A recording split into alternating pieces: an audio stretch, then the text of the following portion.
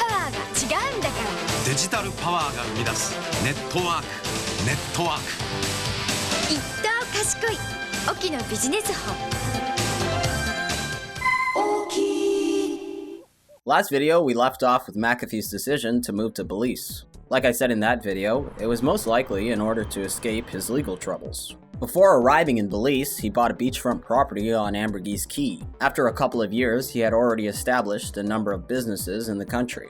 But his most ambitious project was called Quorum X. Quorum X began after he met a 31-year-old ethnobotanist named Alison Adonisio. They struck up a conversation, and she told him about her doctorate research into anti-quorum sensing. Quorum sensing is a process used by infectious bacteria to communicate through pheromone signals in order to synchronize a pathogenic attack. However, with plants that possess anti-quorum sensing compounds, it's possible to block communication between bacteria, thus preventing an infection. Plants with anti-quorum sensing compounds could likely be found spread along the shores of the New River, and were said to have been used by Belizean medicine men for generations. McAfee was sold. He offered to bankroll her research with the intention of eventually using her findings to develop a commercial product. She happily accepted. Prior to this, in February of 2010, he purchased 100 acres of marshland about 10 miles upriver from Lamanai.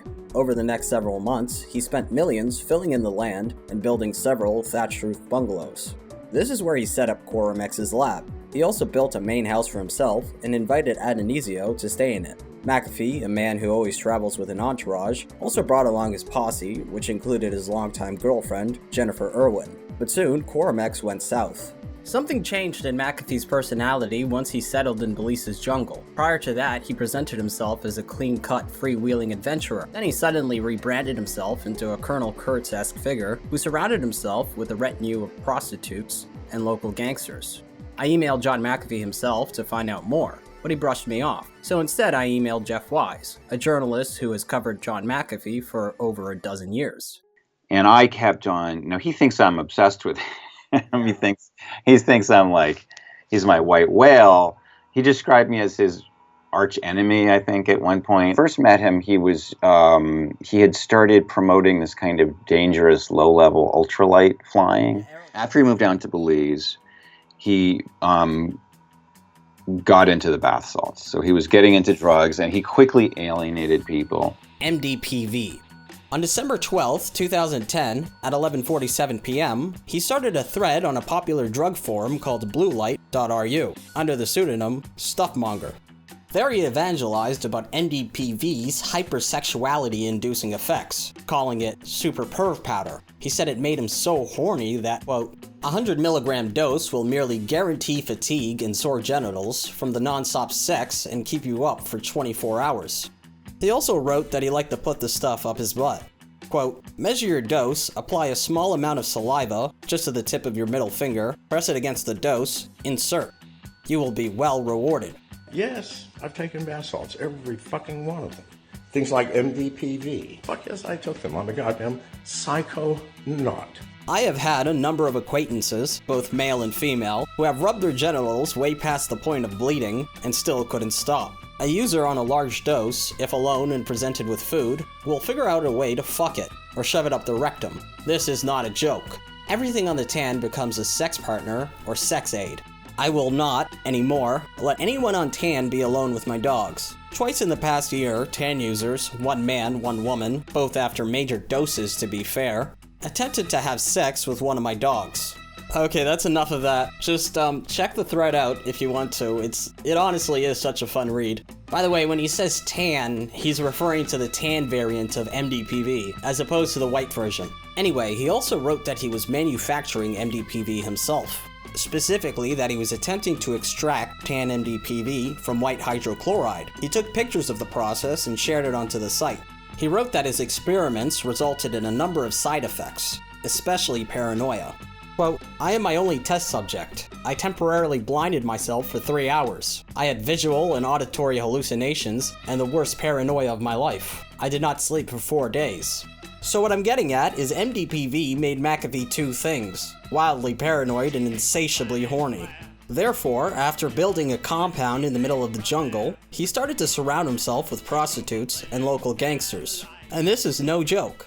The dude had a harem of women living with him. Now this sounds like every man's fantasy, but in reality, it's messy. He wrote on his blog that discord was common, and said that each woman tried to kill him more than once. For example, Betsy, a young woman he met after one of his dogs ate her chicken, threatened to slash his throat many times. Another girl, who he called Amber 1, since there were two Ambers, pulled a knife on Betsy and, quote, alternated between love and hate for Tiffany. Another girl named Marley burst into his room with a gun while he was sleeping with Anna, and had slapped Jane's face more times than he could count. The youngest girl was a 17-year-old named Amy Emschwiller. She tried to shoot him while he was asleep, but missed, resulting in her bursting his eardrum. Still, he spent most of his time having a whole lot of sex.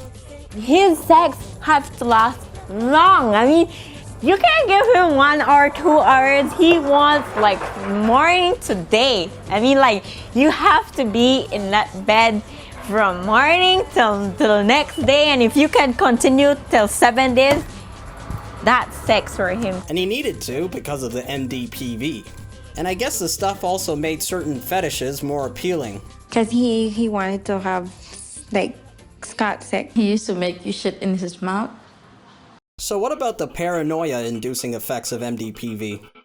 Well, Amy Emschweiler convinced him that the nearby town of Carmelita was full of gang members bent on robbing and killing him. She also told him that it was a hub of crime and narco-trafficking, so he decided to clean it up. There was no police station, so he built one. He put members of the local police force onto his payroll and had them patrol Carmelita. They collected information for him and made arrests based off of his orders. He also took the law into his own hands.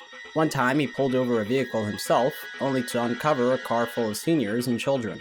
The village leaders were perplexed. They told Joshua Davis, quote, "He just showed up and started telling us what to do. I thought he would come by, introduce himself, and explain what he was doing here. But he never did." They wondered how and why McAfee came to the conclusion that Carmelita was, as he insisted, the most corrupt village on the planet. He said he didn't talk to any of the village leaders because Emschwiller had told him that they were all criminals. He added that she secretly recorded them, thinking up a way to kill him with a grenade. Even though he said that, at the same time he was adding local gangsters into his inner circle. He claimed that there were 11 attempts on his life during the previous year, so he decided to hire protection. But in the process, McAfee became something akin to a gang leader. Former members of his inner circle told press that McAfee was trying to take over Carmelita and even the Belize government. Soon he had created a network of gangsters and cops that were on his payroll. His head of security was a former corrupt cop who was caught trying to sell police weapons to drug dealers. He also hired a man named Austin Tino Allen, who had been put away a total of 28 times. McAfee dressed his guards in military fatigues and had them patrol Carmelita on the back of trucks. He also set an 8 o'clock curfew and told the villagers that if they break it, he would kill them. For me, it's like this guy's dangerous. Now, even before he started killing people, I thought this is a guy who's wreaking havoc on people's lives. After an elaborate game of cat and mouse, he squashed beef with a notorious Belizean gangster named Eddie Mac-10 McCoy and hired him. During the process of making this video, someone claiming to be Eddie Mac-10 McCoy contacted me on Instagram. At first I thought it was a troll, but then I noticed that the pictures on his page were photographs that weren't available anywhere online, and that piqued my interest. After he emailed me more photos, I started to believe that it was actually him. Once I confirmed it, I agreed to talk to him on Skype the following morning. Okay, why don't we go back and let's start with my first question. How did you meet John McAfee? Well, I met him. You remember how? So it was a long. Well, it's a long story, you know. So it doesn't have anything to do with David Middleton? Well, it had something to do with that, yes. McAfee had allegedly paid some local hitmen to beat and publicly execute a man named David Middleton after he had robbed one of McAfee's properties. They beat him in the bush and attacked him with knives and tasers. Then they ran over his head with a truck in front of a crowd in Carmelita. After slipping into a coma, he died in hospital later that night. Middleton told police that he had been abducted, beaten and stabbed by 2 men who came to his house in Orange Walk. He says he did not know either of the men who drove a white pickup truck. He died on Friday at the KHMH, and it is now a murder investigation. Since Mac-10 and Middleton were friends, McAfee assumed Mac-10 wanted revenge. Meanwhile, Mac-10 heard McAfee was out to get him, so he went into hiding. McAfee had his men looking for Mac 10 until he got a hold of him on the phone, and they agreed to meet. Mac 10 showed up with an AK-47, uncharacteristically, while McAfee's guards were all armed with shotguns. Their 12-gauge shotguns were no match for the firepower of Mac 10's AK, so McAfee decided to relocate the meeting to a San Pedro cafe, and that's where they settled their differences. When George Lavelle, the country's Minister of National Security, caught wind of what McAfee was up to, he spearheaded an investigation. He couldn't figure out what McAfee would be doing, associating with notorious criminals like Mac 10, unless he was involved in the drug trade himself. When McAfee met Mac 10 at the cafe, he arrived guarded by a member of the police force, as well as 2 known gang members. To Marco Vidal, head of the gang suppression unit, it seemed like, quote, McAfee's intention was to make it categorically clear to Mac 10 that he controlled both legitimate and illegitimate armed forces. Then the authorities received information that McAfee might be distributing and manufacturing meth, and it made sense. As New York Times reporter David Segal put it, a rich guy in the middle of the jungle with a lab surrounded by a lot of men with weapons and links to area bad guys. It looked highly suspicious to the gang suppression unit. Plus, there were all those blue light posts of McAfee basically incriminating himself, so they raided his compound. The search uncovered weapons scattered throughout the property. What they found was 7 12-gauge pump-action shotguns, 2 9mm pistols, and 5 air rifles. They also found $19,650 in cash stashed away in McAfee's bedroom, and bricks of an unknown substance which McAfee seemed to be manufacturing. The stuff tested similarly to methamphetamine, but it was not an illegal substance. However, it was most likely MDPV. McAfee spent most of the night in jail until the U.S. Embassy intervened and he was let go. The last day of April of this year, I woke up at 6 in the morning to 42 armed soldiers in full riot gear carrying automatic weapons storming my property in Orange Walk on the river. I was held in handcuffs behind my back in the sun for 14 hours without food or water. At one point, by the way, I asked a guard for food and water, not just for me, but for everyone else. The guard's response was, "Do I look like a chef to you?" Now, indeed, he did not look like a chef, so it was my mistake, but it was not a pleasant day. From that moment on, I've had nothing but problems with the Belizean government. McAfee said publicly that he believed that the GSU raid was a direct result of refusing to donate $2 million to an Orange Walk politician's campaign. Then he said it was because of his refusal to assist the Prime Minister's son, Shine, who's a rapper by the way, to gain an early release from an American prison in 2009. The GSU put out the following statement. The GSU makes no apology for deeming a person in control of a laboratory with no approval for manufacturing any substance, having gang connections and heavily armed security guards, as a person of interest. In late May of 2012, McAfee wrote that he was on the run from the GSU onto a private message board. He wrote, "I am hiding in an undisclosed location. I have 21% charge remaining. The GSU have issued additional charges. My lawyers tell me there is absolutely nothing to worry about, so that makes me very worried. I'm down to 12% charge. I will leave you." A few days after his dramatic post, he was seen riding around in Ambergris Key in a golf cart accompanied by his 17-year-old girlfriend.